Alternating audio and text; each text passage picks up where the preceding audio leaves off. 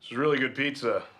You know, they say like New York has the best pizza, and I always thought pizza in LA was only okay, but who would have thought, you know, Marin County is where they really hide in the good pizza pies.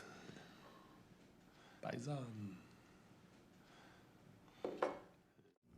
The funny thing about Funny People, writer-director Judd Apatow's new film on comedy and death, is that it's not funny and it's not sad, and that, frankly, is a tragedy considering it's got two very funny guys as its stars in Adam Sandler and Seth Rogen, and about 20 other comics that either have cameos or supporting roles.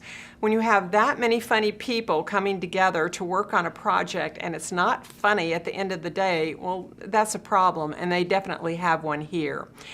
Sandler plays a excessively rich and very successful comic who is also a jerk, and his world has been rocked by the news that he does, it turns out, have everything, including a deadly disease.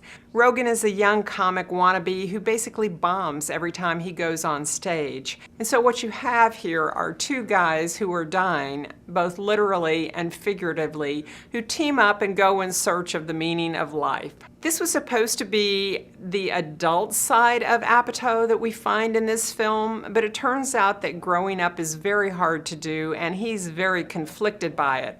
This is the guy who brought us A 40-Year-Old Virgin, Knocked Up, and had his hand in countless other comedies from Superbad to Year One to Pineapple Express, and the list goes on and on.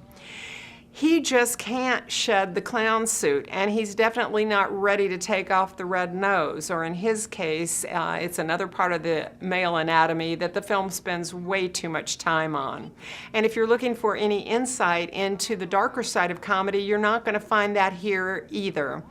The bigger question is really whether or not Apatow can do anything but young raunch. And on that front, only time will tell, because Funny People certainly doesn't give us a clue.